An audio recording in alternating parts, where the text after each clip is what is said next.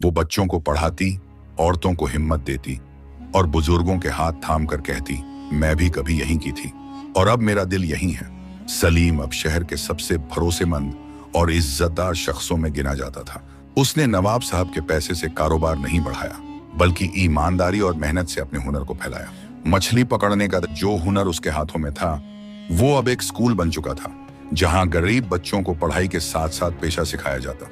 मरियम उस एकेडमी की सरप्रस्त बनी।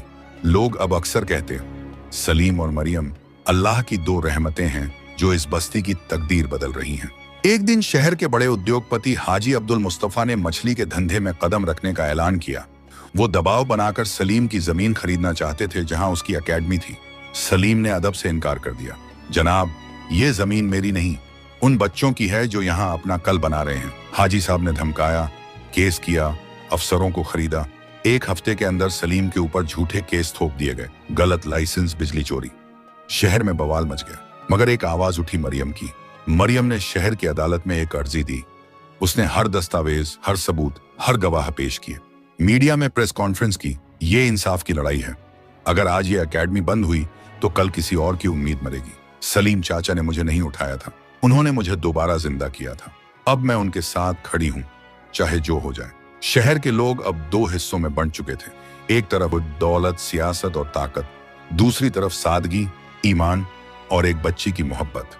जज ने कहा, इस अदालत के सामने सिर्फ एक केस नहीं था, बल्कि इंसानियत का इम्तिहान था। सलीम साहब, आप बाइज्जत बरी किए जाते हैं।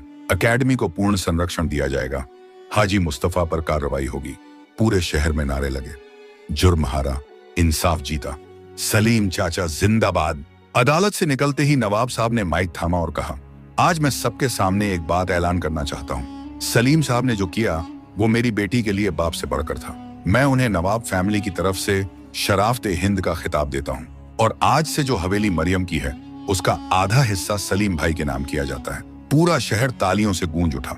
सलीम रो पड़ा, नवाब साहब, मैं कोई इनाम नहीं चाहता, बस अगर अल्लाह ने मुझे किसी की जिंदगी का जरिया बना दिया तो इससे बड़ा शर्फ क्या होगा। मरियम ने आगे बढ़कर सलीम का हाथ पकड़ा और कहा, आपके साथ ही मेरी असली दुनिया है चाचा। उसी रात सलीम अकेले बैठे थे। आसमान साफ था, उनकी आंखों में नमी थी, दिल में सुकून। वो बोले, या रब, तूने उस संदूक में जो रहमत भेजी थी, आज वो पूरी बस्ती की रहमत बन गई। अब वक्त कुछ और था। वो नाव जो कभी टूटी थी, अब समंदरों में तैरने वाला जहाज बन चुकी थी। वो बच्ची जो संदूक में बेसुध मिली थी, अब एक रहमत बनकर बस्ती बस्ती चमक रही थी। और वो मछुआरा